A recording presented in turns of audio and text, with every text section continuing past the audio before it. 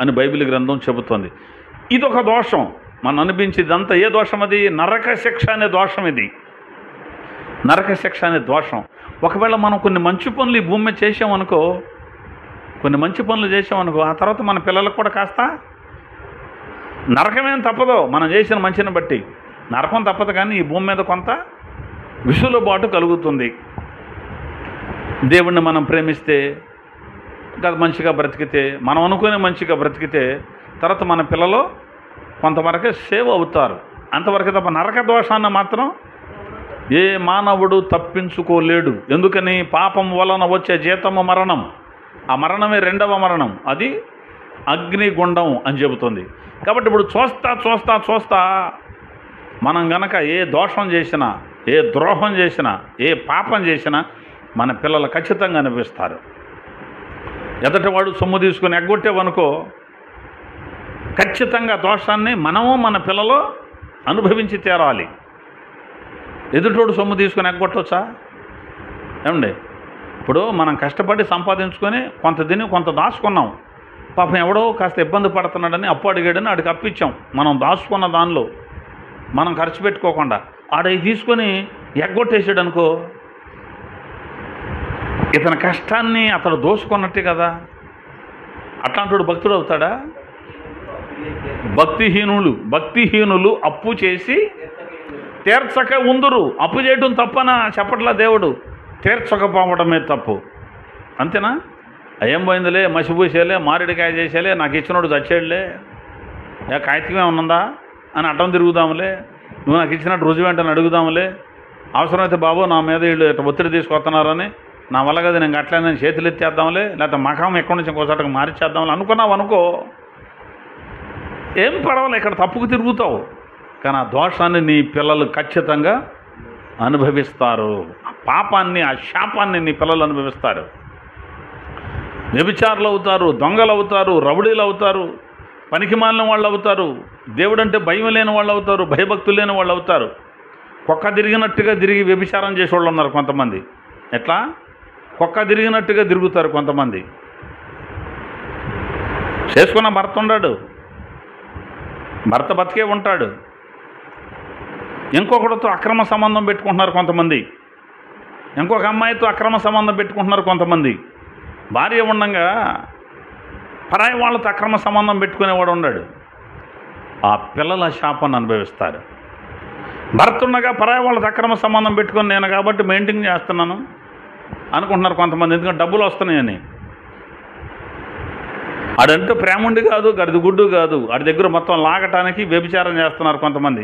కొంపలారి చేస్తారు. ఇంట్లో మొగుడికి ఏమైనా సొక్కాకు కొనరగానే మళ్ళీ కొంతమంది పరాయివాడికి బట్టలు కొనుక్కో అని వేలు ట్రాన్స్ఫర్ చేస్తారు. ఆ దోషం ఖచ్చితంగా ఎవరు అనిపిస్తారు? ఇప్పుడు పిల్లలు అనుభవిస్తారు. అందుకనే సుఖభోగములు యందు ప్రవర్తించున్నది బ్రతికినను చచ్చిన దానితో సమానం అన్నాడు. సుఖభోగాలు యందు ప్రవర్తించడం సుఖభోగం. కాబట్టి వ్యభిచారిని చూసి వారవలేని కన్నులు గలవారు ఉన్నారని కూడా బైబిల్ చెబుతోంది. కాబట్టి అబద్ధం ఆడకూడదు, దొంగతనం చేయకూడదు, బూతులు మాట్లాడకూడదు, వ్యభిచారం చేయకూడదు, ఇవన్నీ మానేయాలి. ఇవన్నీ మానితే పరలోకం వెళ్తావా? పరలోకమేం లేదు. ఈ పాయింట్ని బట్టి పరలోకం లేదు. తండ్రి దోషమేం పోదో, నరకం వస్తుంది కదా. ఆదామును బట్టి వచ్చే నరకం పోదో. అది పోవాలంటే ఏం చేయాలంటే ఒకటి ఉంది, అది చేస్తే తప్ప పోదో. నువ్వు వ్యభిచారం మాన్యా, నువ్వు దొంగతనం మాన్యా, లేకపోతే అబద్ధాలు ఆడటం మాన్యా, అప్పులన్నీ తిరిగి చేసిన, యథార్థంగా బ్రతికినా, నేను నీతిగా బ్రతుకుతున్నాను అనుకున్నా, నీ నీతి క్రియలు మురికి గొడ్డలతో సమానం. దేవునికి మహిమ కలుగున గాక. మురికి గొడ్డలే. ఇవన్నీ చేస్తేనే దిక్కు లేదు మనకు పరలోకానికి. ఒకే ఒక దారి ఉంది, ఆ దారి తప్ప. మరి ఇన్ని అక్రమ కార్యాలు చేసేటప్పుడు పిల్లలు ఏమవుతారు?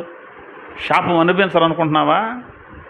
నాకు సాగుతుందిలే, నేను మోసం చేయగలుగుతున్నానులే అని అనుకుంటున్నారా? ఖచ్చితంగా దొరికే రోజు ఒకటి ఉంది. ఇక్కడ అనుభవించాలి, అక్కడ అనుభవించాలి. మరట ఒక తల్లి తన చిన్న పాపను తీసుకొని ఏటోటికి వెళ్ళింది బట్టలు ఉతుకుదామని. ఏం ఉతుకుదామని? బట్టలు ఉతుకుదామని పిల్లను ఒడ్డున కూర్చోబెట్టి ఆవిడ ముందే కొన్ని బొమ్మలు వేస్తే ఆడుకుంటుంది పిల్ల ఒడ్డున. తల్లి ఏమో కాస్త లోపలికి వెళ్ళి బట్టలు ఉతుక్కుంటుంది, పిల్ల ఆడుకుంటుంది, ఇవిడ ఉతుక్కుంటుంది. ఈలోపు ఎక్కడి నుంచో పనసకాయ బాగా పండి అట్ట పగిలిపోయిన వాసన వస్తుంది. పనసపండు బాగా పండితే ఎట్లా ఉంటుంది వాసన? నెంబర్ 1 ఉంటుంది. పండిపోయి పగిలిపోయింది, పాడైపోయిన చెడు కంపు వస్తుంది, అది వేరే విషయం. బాగా పండిపోయి ఆ ఏట్లో కొట్టుకుంటూ వస్తుంది. ఆహా భలే ఉందా ఈ వాసన ఎక్కడ అనే అనుకోండి. చూస్తే అట్ట కొట్టుకుంటూ వస్తుంది. మెల్లగా దాన్ని పట్టుకుందాం, వచ్చే లోపల పట్టుకుందాం, అది వెళ్ళిపోద్దామని ఈ తల్లి మెల్లగా వెళ్ళిపోతుంది. పిల్ల అమ్మ ఇంకా చూసింది, అమ్మ మా అమ్మ ఎక్కడికి వెళ్ళిపోతుంది అనుకొని ఈవిడ వెనకాల పిల్ల నీళ్ళలో దిగింది. ఈవిడ చూసుకోలే, ఆ పనసపండు కోసం వెళ్ళి ఆ కాయను పట్టుకుని ఆహా దొరికింది అని వచ్చి దాని వాసన చూసి అక్కడే పగలు తీసి కొంచెం తీసుకున్నాడు తినే అని వెనక తిరిగి చూస్తే పిల్ల లేదు. అమ్మో నా పిల్ల, అమ్మో నా పిల్ల, అమ్మో నా పిల్ల ఇప్పుడు కొట్టుకుపోతానే ఉంది పిల్ల. అంతే. అలాగే పెద్దవాళ్ళు, తల్లిదండ్రులు అనబడిన వాళ్ళు పాపం కోసం నువ్వు భలేగా ఉందే అని పరిగెడితే, హాయిగా ఉందే అని పరిగెడితే, చాలా బాగుంది అని పరిగెడితే నీ వెనక నీ పిల్లలు దాన్ని అనుభవించక తప్పదు. అర్థమవుతుందా? తల్లిదండ్రులు అనేవాళ్ళు పాపాన్ని మానాలి. అయితే మొత్తం మీద తల్లిదండ్రుల దోషం మనమంతా అనుభవిస్తున్నాం. అది అగ్నిగుండంలోకి వెళ్ళేటువంటి ఒకటి ఉంది. కానీ ఈ చేసేటువంటి ఏదో పనులకి ఎక్కడ కూడా అనుభవించక తప్పదు. తండ్రుల దోషం తన పిల్లల మీదకి వస్తుంది అంటే ఖచ్చితంగా వస్తుంది అని బైబిల్ గ్రంథం చెబుతోంది. మరి అదే దేవుడు మళ్ళీ చెప్పాడు, రాదు, తండ్రుల దోషం పిల్లల మీదకి రాదు అని చెబుతూ వచ్చాడు. ఇర్మియా గ్రంథం 31వ అధ్యాయం 29వ వచనం నుంచి చూద్దాం. ఆ దినములలో, ఇది మనం రౌండ్ చేసుకోవచ్చు. ఆ దినములలో తండ్రులు ద్రాక్షకాయలు తినగా పిల్లల పళ్ళు పులిసెను అను మాట వాడుకొనరు. ప్రతివాడు తన దోషము చేతనే మృతి నొందును. ఎవడు ద్రాక్షకాయలు తింటాడో వారి పళ్ళే పులియును. ఇదిగో నేను ఇశ్రాయేలు వారితోనూ యోధా వారితోనూ క్రొత్త నిబంధన చేయు దినములు వచ్చుచున్నవి. దేవునికి మహిమ కలుగును గాక. దేవుడు చెబుతున్నాడు ఆ దినములలో, అంటే రాబోయే దినాలలో సంగతి చెబుతున్నాడు ఇక్కడ. ఆ రాబోయే దినాల్లో తండ్రి దోషం కుమారుడేం అనుభవించడం, ఎవడి దోషం వాడే అనుభవిస్తాడు. తండ్రులు ద్రాక్షాలు తిన్నారని పిల్లల పళ్ళు పొలవో ఎప్పుడు? ఆ రాబోయే రోజుల్లో. నేను ఇశ్రాయేలు వారితోనూ యోధా వారితోనూ ఏదో చేస్తానని అన్నాడు దేవుడు. ఏదో ఒక నిబంధన చేస్తున్నాడు. ఏ నిబంధన అది? క్రొత్త నిబంధన నేను చేయబోతున్నాను. దేవునికి మహిమ కలుగును గాక. ఎవడి శిక్ష వాడే అనుభవిస్తాడు. ఎప్పుడు? రాబోయే రోజుల్లో నేను క్రొత్త నిబంధన ఒకటి చేయబోతున్నాను అని ఇర్మియా ద్వారా దేవుడు ప్రవచనం చెప్పించాడు. ఎలా దేవుడు తండ్రుల దోషాన్ని నుంచి తప్పిస్తాడు? ఎందుకు రాకుండా పోతుంది? ఎలా పోతుంది అంటే ఆదాములో నుంచి వచ్చిన ప్రతి వాడు దోషం అనుభవించాల్సిందే కదా. అంటే మరణం పొందవలసిందే కదా, చచ్చిపోవలసిందే కదా. అలా చచ్చిపోయినటువంటి వాడు నరకానికి పోవాలి. మరి పోకుండా కాపాడబడాలి అంటే ఎలా? అందుకే దేవుడు మరొక ఆదామును పంపించాడు. దేవునికి మహిమ కలుగునగాక. ఆయనను బైబిల్ గ్రంథం చెబుతుంది కడపటి ఆదాము. కొరింథీయులకు రాసిన మొదటి పత్రిక 15వ అధ్యాయంలో ఆ మాట వ్రాయబడుతుంది. చూద్దాం. కొరింథీయులకు రాసిన మొదటి పత్రిక 15వ అధ్యాయం 48 ఏ వచనం అది? 47 నుంచా? చూడండి. మొదటి మనుష్యుడు మంటి నుండి పుట్టినవాడు. ఇంకా పైకి వెళ్తే సరిపోద్దాం.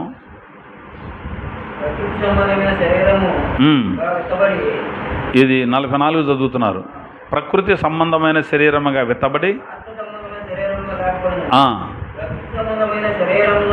గనుక శరీరము కూడా ఉన్నది. ఇందు విషయమై ఆదామును మొదట మనుష్యుడు జీవించు ప్రాణి ఆయనని వ్రాయబడి ఉన్నది. కడపటి ఆదాము జీవింపచేయు ఆత్మ అను. చాలండి. మొదటి ఆదాము జీవించు ప్రాణి, కడపటి ఆదాము జీవింపచేయు ఆత్మ. కడపటి ఆదాము అన్నాడు. కడపటి అంటే చివరివాడు అని అర్థం. రెండో ఆదాము అనకూడదు. యేసు ప్రభువును వారిని బైబిల్ చెబుతుంది కడపటి ఆదాము. కడపటి అంటే చివరివాడు. తర్వాత ఇంకొక ఆదాము వస్తాడా? ఈయనే చివరోడు అంటే ఇంకొక ఆదాముకి అవకాశం లేదు. అందుకని మొదటి ఆదాము జీవించు ప్రాణి. మరి కడపటి ఆదాము జీవింపచేయు ఆత్మ. బరువుండదు పెట్టాలి. జీవింపజేయు ఆత్మ అని వ్రాయబడింది. జీవింపజేస్తాడు ఈయన. ఆయనేమో జీవించే ప్రాణి. ఈ కడపటి ఆదాము అని ఎందుకన్నాడు? నా వైపు చూద్దాం. కడపటి ఆదాము అని ఎందుకు అన్నాడు అంటే, రైట్, చాలు వదిలేసాయి కూర్చాక అంతే. మొదటి ఆదాము దేవుడు సృష్టించినప్పుడు యథార్థవంతుడు, ఏ లోపము లేనివాడు. ఆయనలోకి లోపం ఎప్పుడు వచ్చింది? ఎప్పుడైతే దేవుడు చేయొద్దన్న పని చేశాడో అతడు దోషి అయ్యాడు, పాపి అయ్యాడు. దానివల్ల మరణం తెచ్చి పెట్టుకున్నాడు. ఆయనలోంచి వచ్చిన మనమంతా దాన్ని అనుభవిస్తున్నాం. అలాగే దేవుడు కడపటి ఆదామును మరలా పంపించాడు. కడపటి ఆదాము అంటే మొదటి ఆదాముని ఎవరిలో నుంచి తీశాడు? మట్టిలో నుంచి తీశాడు. తర్వాత మనందరం మట్టిలో నుంచి తీశాడా? లేదు, ఆదాములో నుంచి మనం వచ్చాం. అంతేనా? ఆ తల్లిదండ్రుల్లో నుంచే మనం వచ్చాం. కానీ మళ్ళీ ఒక మట్టి ముద్ద చేసి మళ్ళీ కొత్తగా రూపించాడు మనల్ని.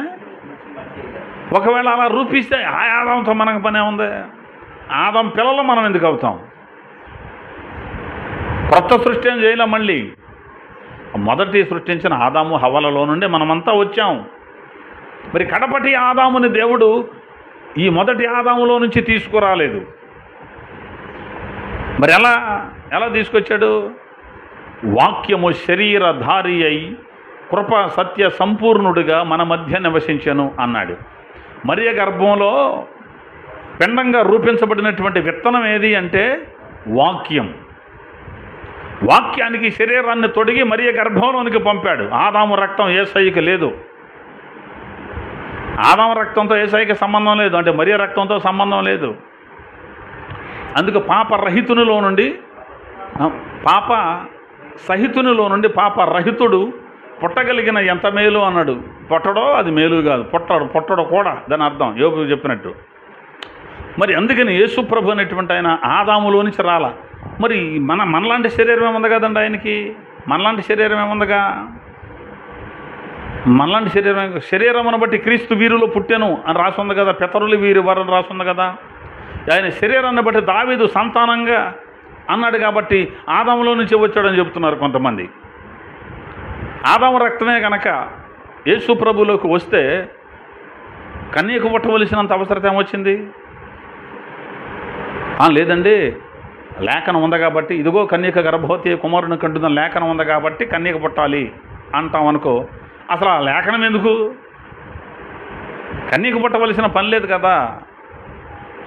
అలా పుట్టగలిగితే దేవుడు దిగి రావాల్సిన పనే ఉంది. ఇంకేమన్నా ప్రత్యేకపరిచి అతని రక్తంతో క్లియర్ చేయవచ్చుగా. హెబ్రీ పత్రిక 2వ అధ్యాయం 14వ వచనంలో ఒక మాట చెబుతాడు. కాబట్టి ఆ పిల్లలు అంటే మనమంతా, కాబట్టి ఆ పిల్లలు రక్తమాంసములు గలవారైనందున ఆ ప్రకారమే మరణము యొక్క బలము గలవానిని అనగా అపవాదిని మరణము ద్వారా నశింపజేయుటకును జీవిత కాలమంతయు మరణ భయము చేత దాస్యమునకు లోబడిన వారిని విడిపించుటకును ఆయన కూడా రక్త మాంసములలో పాలివాడయ్యను. దేవునికి మహిమ కలుగునుగాక. ఆయన కూడా రక్త మాంసములలో పాలివాడయ్యను. ఏలయనగా ఆయన ఎంత మాత్రమును దేవదూతల స్వభావమును ధరించుకొనక, ఇది పాయింట్ ఇది. ఆయన ఎంత మాత్రమును దేవదూతల స్వభావమును ధరించుకొనక అబ్రహాము సంతాన స్వభావమును ధరించుకొని ఉన్నాడు. దేవునికి మహిమ కలుగునగాక.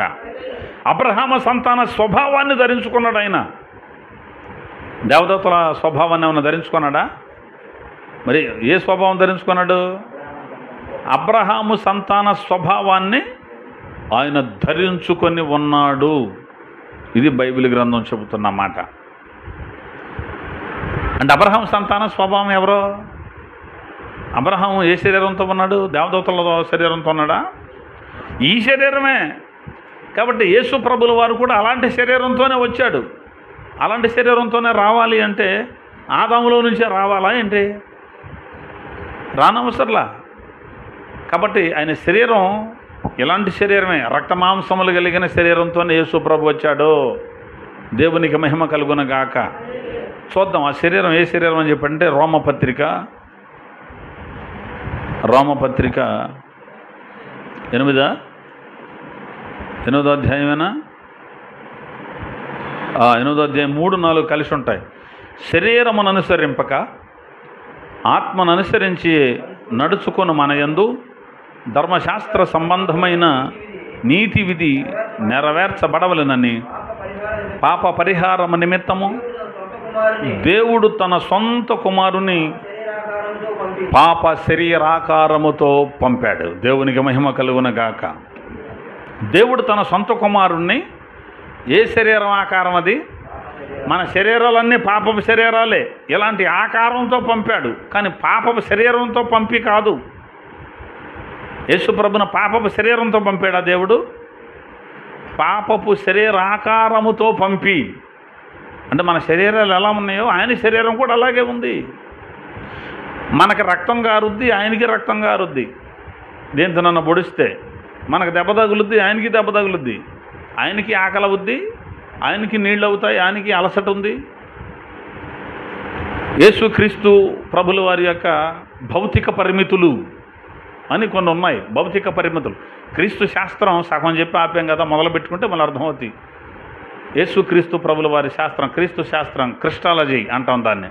ఆయన భౌతిక పరిమితులు, మేధో పరిమితులు, ఆయనకి ఎలాంటి పరిమితులు ఉన్నాయి అనేటువంటి కొన్ని బైబిల్లో ఉంది. కాబట్టి యేసయ్య శరీరం పాపపు శరీరాకారంతో పంపబడింది. దేవునికి మహిమ కలుగునగాక. కానీ ఆయన పాపి కాదు. ఆయన తన శరీరమందు పాపమునకు శిక్ష విధించెను అన్నాడు. పాపానికి ఏం పడిపోయింది? యేసుప్రభు శరీరం మీద శిక్ష పడిపోయింది.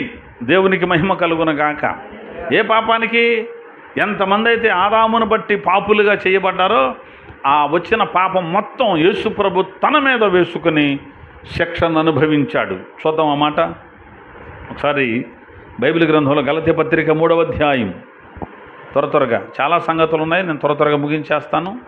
గలతీ పత్రిక 3వ అధ్యాయం 12వ వచనం.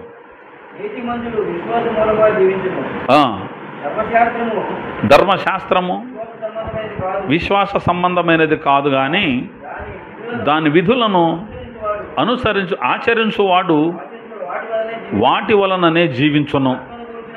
ఆత్మను గురించిన వాగ్దానము విశ్వాసము వలన మనకు లభించున్నట్లు అబ్రహాము పొందిన ఆశీర్వచనము క్రీస్తు యేసు ద్వారా అన్యజనులకు కలుగుటకై క్రీస్తు మన కోసము శాపమై మనలను ధర్మశాస్త్రం యొక్క శాపము నుండి విమోచించెను. ఇందును గూర్చి మ్రాను మీద వ్రేలాడదీయబడిన వాడు శాపగ్రస్తుడని వ్రాయబడి ఉన్నది. చాలండి. క్రీస్తు మన కోసము శాపమై ధర్మశాస్త్రం యొక్క శాపము నుండి మనలను విమోచించాను. ఇందు నిమిత్తము మ్రాను మీద వ్రేలాడదీయబడిన ప్రతివాడును శాపగ్రస్తుడు అని రాయబడింది. ధర్మశాస్త్రం యొక్క శాపం, ఆదాము యొక్క శాపం, మన పితరుల యొక్క శాపం, ఈ శాపం అంతా కూడా యేసు ప్రభు తన మీద వేసుకొని మ్రాను మీద వ్రేలాడదీయబడ్డాడు. ఆయన శాపం అయిపోయాడు. ఎవరి కోసం? ఆయన మన కొరకు అని రాశాడా? క్రీస్తు మన కోసము శాపమై అని రాశాడు. మనందరి కోసం ఆయన శాపం అయిపోయి మనందరి పాపాన్ని ఆయన తన మీద వేసుకొని శిక్షను అనుభవించేశాడు. ఆదామును బట్టి, మన పితరులను బట్టి, మన తల్లిదండ్రులను బట్టి వచ్చిన మన మీదకు వచ్చిన దోషం యేసు ప్రభు శిలువలో కొట్టివేయబడింది. దేవునికి మహిమ కలుగునగాక. యేసయ్య శిలువ ద్వారా మనం శాపము నుంచి విమోచించబడ్డాం. దేవునికి స్తోత్రం కలుగునగాక. కాబట్టి ఆ యేసు క్రీస్తు అనేటువంటి ఆయనలోనికి మనం ప్రవేశించాలి. ఇవాళ కూడా సువార్త అదే చెప్పేది.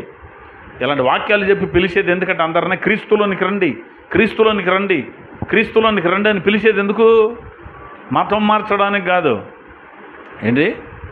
మతం మార్చడానికి కాదు, కులం మార్చడానికి కాదు, లేకపోతే సర్టిఫికేట్ మార్చడానికి కాదు, ఏదేదో మార్చడానికి కాదు. క్రీస్తులోనికి ఎందుకు రావాలి అంటే మీ పితరుల శాపం నుండి విమోచింపబడి ఆ శాపం వలన వచ్చే మరణాన్ని, ఆ శాపం వల్ల వచ్చే అగ్నిగుండాన్ని తప్పించుకోవడానికి క్రీస్తులోనికి రావాలి. ఆదాములో నుంచి వచ్చిన మనం క్రీస్తులోనికి వెళ్ళాలి. అప్పుడు మనకు తల్లిదండ్రుల దోషం మన మీదకి రాదు. దేవునికి మహిమ కలుగునగాక. ఎందుకంటే ఆదాములో నుంచి వచ్చిన పాపానికి క్రీస్తు మరణించాడు. ఆయన చచ్చిపోయాడుగా. మనం క్రీస్తులోకి వెళ్ళిపోయామనుకో మనము కూడా చచ్చిపోయినట్టే. పౌలు భక్తుడు చెప్పేది అదే. క్రీస్తు చనిపోతే మనం కూడా చచ్చిపోయినట్టే. ఆయన తిరిగి లేచాడు కనుక మనం కూడా తిరిగి లేచినట్టే. క్రీస్తులోనికి వెళ్ళాలి అంటే మనము కూడా చావాలి. దేవునికి స్తోత్రం కలుగునగాక. అంటే బ్రతికుండగా చావాలి. ఎలా? రోమపత్రిక 6వ అధ్యాయం 1 నుంచి 3 వచనాలు. అలాగైన ఏమందము కృప విస్తరించాలని పాపమందు నిలిచి ఉందమా? అట్లా అనరాదు. పాపముల విషయమై చనిపోయిన మనము ఇక మీదట ఎలాగూ దానిలో ఉంటాం. ఇప్పుడు పాపాల విషయంలో చచ్చిపోయాం, మళ్ళీ దాంట్లో ఎట్లా ఉంటాం? చచ్చిపోయిన వాళ్ళం ఉండం కదా. క్రీస్తు యేసులోనికి బాప్తిస్మము పొందిన మనమందరము ఆయన మరణములోనికి బాప్తిస్మము పొందితమని మీరు ఎరుగరా. చాలండి. అక్కడ మనం చదివితే బాప్తిస్మం పొందడం అంటే క్రీస్తు యేసులోనికి బాప్తిస్మం పొందాం అంటే ఆయన మరణములోనికి బాప్తిస్మం పొందాం, ఆయన పునరుద్ధానంలోనికి బాప్తిస్మం పొందాం అంటే ఆయన మరణంలోనికి, ఆయన సమాధిలోనికి, ఆయన పునరుద్ధానంలోనికి బాప్తిస్మం పొందామని అర్థం. అంటే మనం చచ్చిపోయాం. ఆదామును బట్టి వచ్చినటువంటి దోషాలకు మనం చచ్చిపోయాం. పాపముల విషయమే చచ్చిపోయిన వారిని ఏం చేయాలి? చచ్చిపోయిన వారిని ఏం చేస్తారు? సమాధి చేయాలి. బాప్తిస్మమందు పాతి పెట్టబడి అని బైబిల్ చెబుతుంది.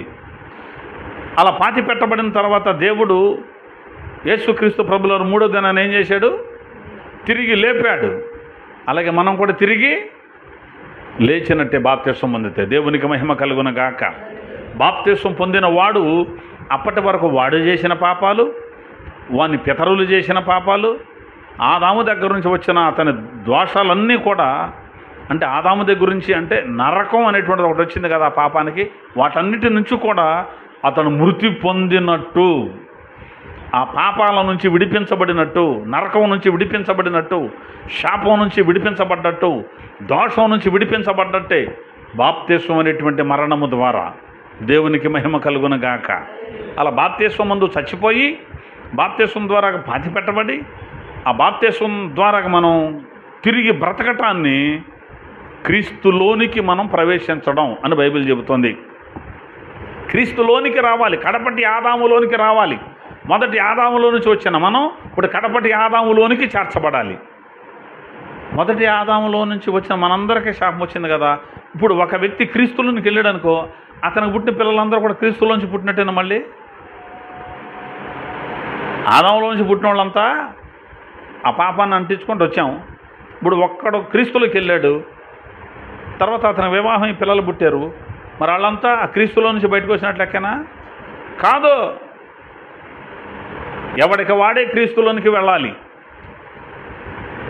ఇప్పుడు మా నాన్న రక్షించబడి ప్రభుని అంగీకరించి సేవ చేసి చచ్చిపోయాడు అనుకుందాం. ఆయనకి నేను పుట్టినని నేను పుట్టి క్రైస్తవుని అయిపోతానేంటి? నేను క్రీస్తులోంచి వచ్చిన అవుతానేంటి? అవ్వను. ఈ దేహం ఉన్నంత వరకు ఆదాములో నుంచి వచ్చినట్టే లెక్క. క్రీస్తులోనికి ఆయన వెళ్ళాడు కాబట్టి మనం వెళ్తేనే కుదురుద్ది. లేకపోతే మా నాన్న వెళ్ళాడు కాబట్టి నాకు సరిపోద్దులే, మా నాన్న క్రైస్తవుడు కాబట్టి నేను క్రైస్తవుడినిలే, కుదరదు. అది లేదు. ఎవడైనాను క్రీస్తులోనికి వెళ్ళాల్సిందే. పుట్టిన ప్రతి ఒక్కడు కూడా క్రీస్తులోనికి వెళ్ళి ఆదాము దోషాన్ని తప్పించుకోవలసిందే. నా కోసం వాళ్ళు ప్రార్థన చేస్తారు, నా కోసం వీళ్ళు ప్రార్థన చేస్తున్నారు, మా ఆవిడ ప్రార్థన చేస్తున్నారు, మా నాన్న అయ్యగారులే, ఇవన్నీ కుదరవు.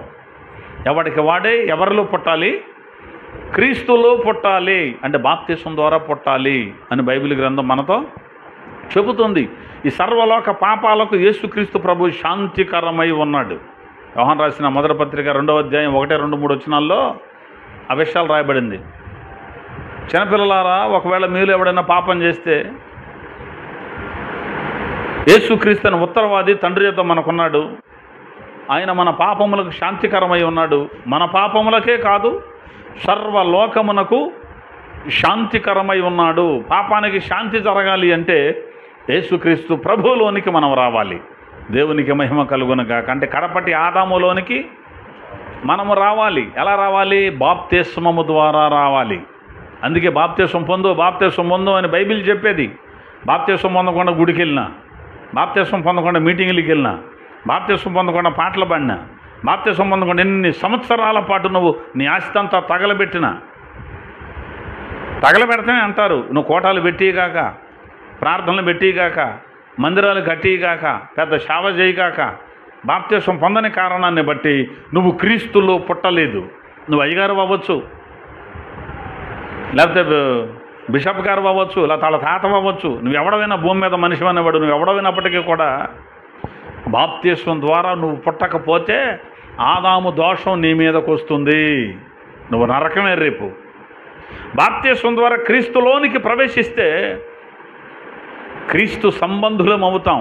క్రీస్తు సంబంధులమైతే మనం దేవునికి వారసులం అవుతాం. మీరు క్రీస్తు సంబంధులైతే ఆ పక్షమందు అబ్రహాము యొక్క సంతానమై ఉండి వాగ్దానమును బట్టి వారసులై ఉన్నారు అని గలతీ పత్రికలో వ్రాయబడింది. కాబట్టి క్రీస్తు సంబంధులుగా మనం మార్చబడాలి. ఎలా? దేని ద్వారా? బాప్తిసం ద్వారా. చూద్దాం ఈ మాట.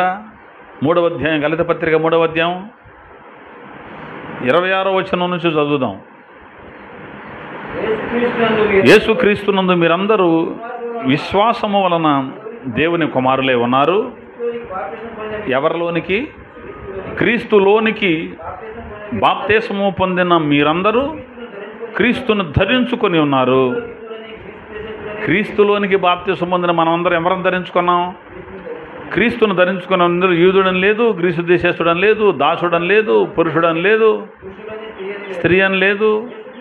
యేసుక్రీస్తునందు మీరందరూ ఏకముగా ఉన్నారు. మీరు క్రీస్తు సంబంధులైతే ఆ పక్షమందు అబ్రహాము యొక్క సంతానమై ఉండి వాగ్దాన ప్రకారం వారసులై ఉన్నారు. పరలోకానికి వారసులం, దేవుని వారసులం మనం. ఆయన మనకు తండ్రి అవుతాడు, ఆయనకు మనం పిల్లలం అవుతాం.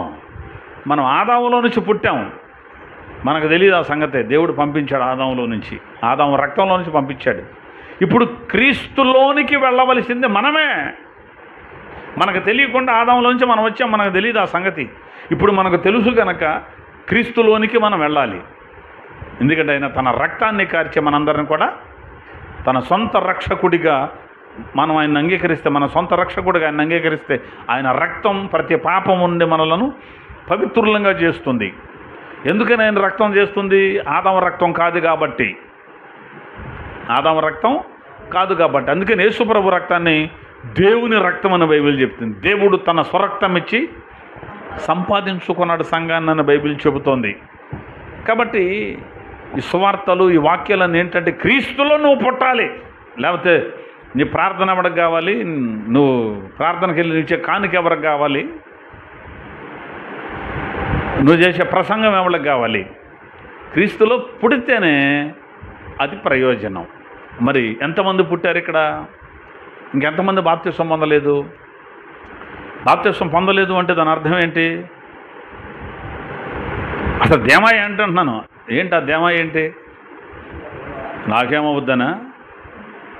పొందపోయిన పరలోకి వెళ్ళిపోతానన్నా? ఆదాము దోషం నన్నేం చేస్తుందనా? పెద్ద పెద్ద హేమీల వల్ల కూడా కాదు ఆదాము దోషాన్ని తప్పించుకోవడం. ఒక యేసు ప్రభు వల్లే అయింది. యేసు ప్రభువులోకి వస్తేనే కుదురుద్ది. యేసు ప్రభువులోకి రావటం అంటే ఏంటి?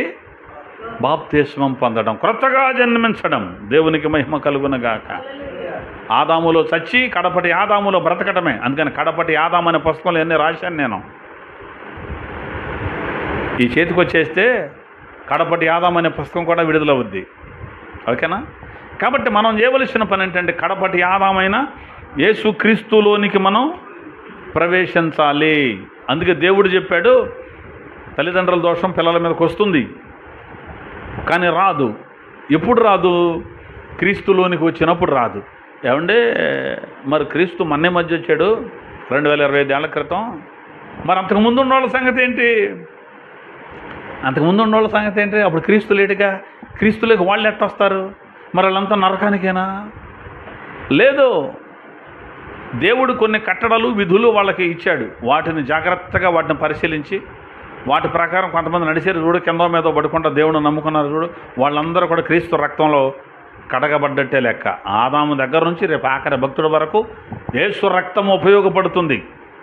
ఆయన మృతులకును సజీవులకును కూడా దేవుడై ఉన్నాడు.